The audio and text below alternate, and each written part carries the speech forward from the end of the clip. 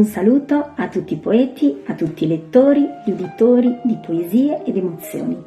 Sono Cinzia Moscotto, ho partecipato al concorso di Poeti 2000 nel mondo, dal tema La notte, con la mia poesia Incanto notturno.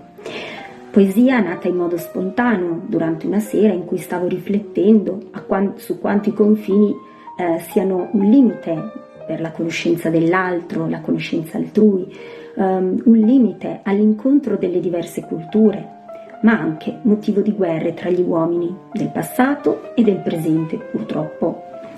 E allora ho immaginato che la natura soccorresse l'uomo in una notte, e quando l'uomo riposa, dove cielo e terra si preparano per celebrare le loro nozze e tutto il creato partecipa a questa gioia, a questa festa.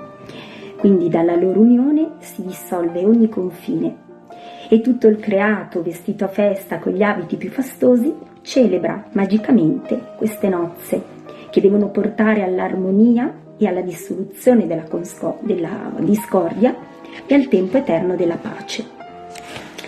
Vi leggo la poesia. Incanto notturno. Occhi di diamante sulla vellutata pelle scura, immensità luminosa, mirabile dono divino. Nessun'altra pietra rifulge come questi rari occhi di luce che ingemmano il volto del cielo notturno, ormai pronto per la cerimonia sacra e festosa.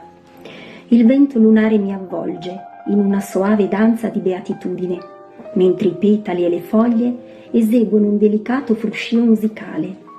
Su un alto palco di rami, posato in maestoso equilibrio, l'assiolo fischietta il suo componimento amoroso. I miei passi iniziano a muoversi tra i sospiri del vento, esortati dal canto del creato. Nella magia notturna il cielo e la terra si confondono in un abbraccio, unendosi in nozze d'incanto, e si dilegua al confine dell'orizzonte. Vibrano in armonia le corde dei cuori, nella notte che odora d'eternità. Ecco che qui la natura soccorre l'uomo.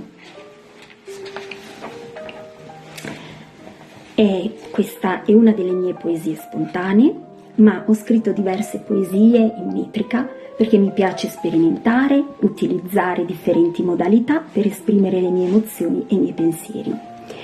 Proprio per questo credo che in ogni poeta possano convivere la tradizione e l'innovazione, proprio nella piena libertà di espressione. Quindi ognuno di noi è libero di sperimentare ciò che al momento è più consono ad esprimere le emozioni.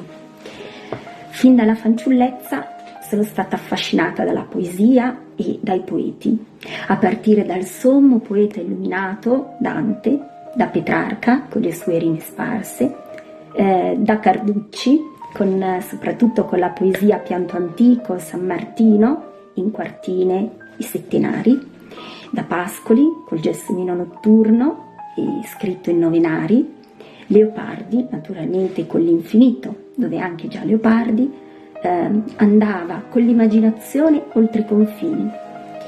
E poi arrivando ad Ungaretti con l'ermetismo, e ogni parola ci rimanda a un significato profondo. Credo che la scrittura sia davvero importante da consigliare ai piccoli e ai grandi, perché grazie alla scrittura riusciamo a volte ad esprimere le nostre emozioni che a volte non escono con le parole. Quindi chiudo questo breve video con un ringraziamento a Carlo Molinari, il poeta fondatore di Poeti 2000 Italia nel mondo. Ringrazio tutti i collaboratori, gli amministratori, la giuria del concorso e saluto tutti coloro che amano la poesia, che la vivono come un modo per comunicare le emozioni e farle vivere anche agli altri.